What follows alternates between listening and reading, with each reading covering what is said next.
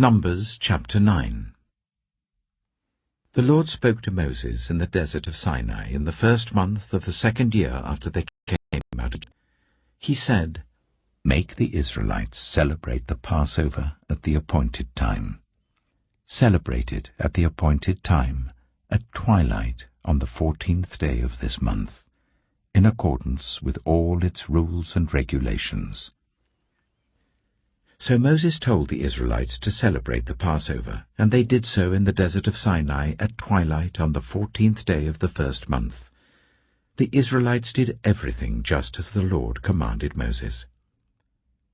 But some of them could not celebrate the Passover on that day, because they were ceremonially unclean on account of a dead body. So they came to Moses and Aaron that same day, and said to Moses, "We have become unclean because of a dead body. But why should we be kept from presenting the Lord's offering with the other Israelites at the appointed time?" Moses answered them, "Wait until I find out what the Lord commands concerning you." Then the Lord said to Moses, "Tell the Israelites, when any of you or your descendants are unclean because of a dead body, or are away on a journey, they are still to celebrate the Lord's Passover. But they are to do it on the 14th day of the second month at twilight. They are to eat the lamb together with unleavened bread and bitter herbs. They must not leave any of it till morning or break any of its bones. When they celebrate the Passover, they must follow all the regulations.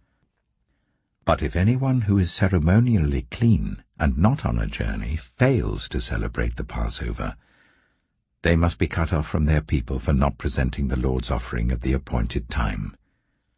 They will bear the consequences of their sin. A foreigner residing among you is also to celebrate the Lord's Passover in accordance with its rules and regulations. You must have the same regulations for both the foreigner and the native-born. On the day the tabernacle, the tent of the covenant law, was set up, the cloud covered it. From evening till morning the cloud above the tabernacle looked like fire. That is how it continued to be. The cloud covered it, and at night it looked like fire. Whenever the cloud lifted from above the tent, the Israelites set out. Wherever the cloud settled, the Israelites set up camp.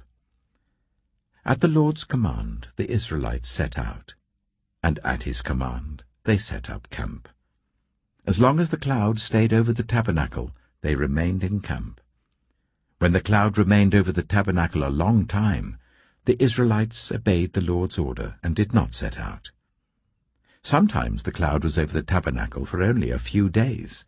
At the Lord's command they would set up camp, and then at his command they would set out.